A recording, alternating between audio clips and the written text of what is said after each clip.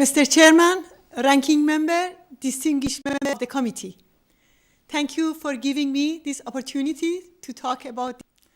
Today, Islamic fundamentalism and extremism under the name of ISIS or Shiite paramilitary groups have turned into a global threat. Islamic fundamentalism emerged as a threat to peace and security when Khomeini stole the leadership of a popular revolution in 1979 and established a religious dictatorship.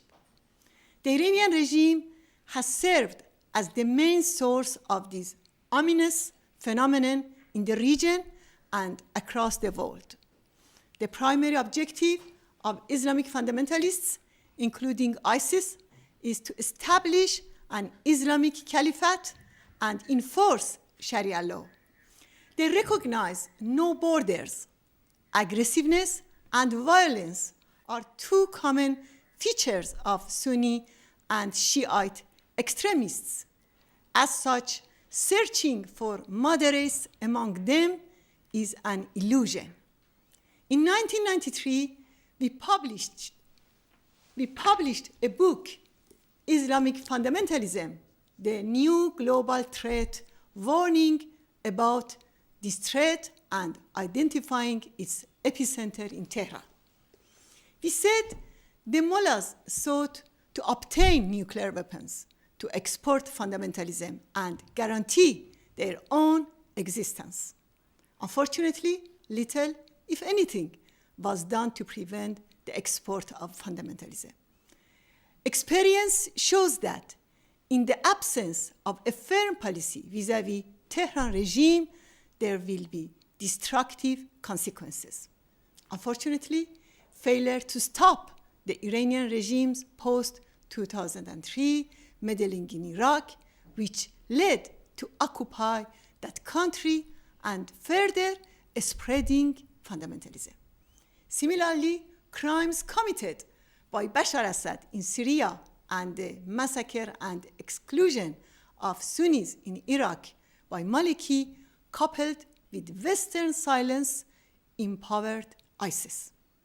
I emphasize that the mullahs regime is not part of any solution to current crisis.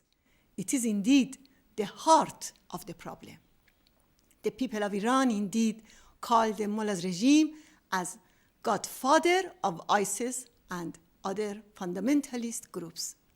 The ultimate solution to this problem is regime change by the Iranian people and resistance. This regime is extremely fragile. As evident during the 2009 uprising, the overwhelming majority of the Iranian people demanded regime change. The regime's show of force is hollow and a result of weak Western policy.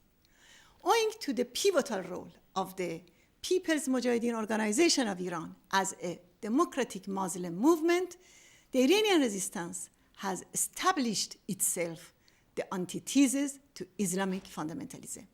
We believe in separation of religion and state, gender equality, respect for rights of religious and ethnic minorities, a democratic and non-nuclear Iran.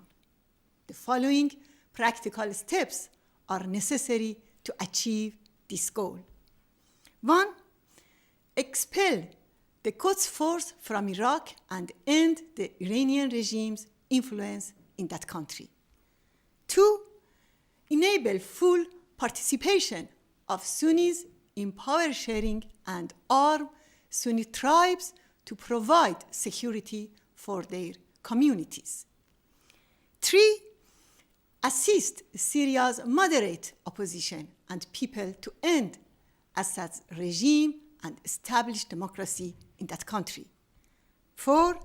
Recognize the Iranian people's aspirations to overthrow the mullahs and ending inaction vis-à-vis the gross human rights violations in Iran. 5.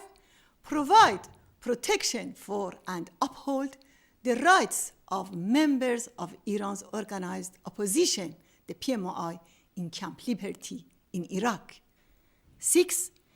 empower the true democratic and tolerant Islam to counter fundamentalist interpretations of this religion, and 7, block all pathways for the mullah's regime to acquire nuclear weapons. But let me finish by a quote from America's first president, George Washington. The harder the conflict, the greater the triumph. Thank you very much, Mr. Chairman. Thank you, Madam Rajavi. We will have questions for you momentarily.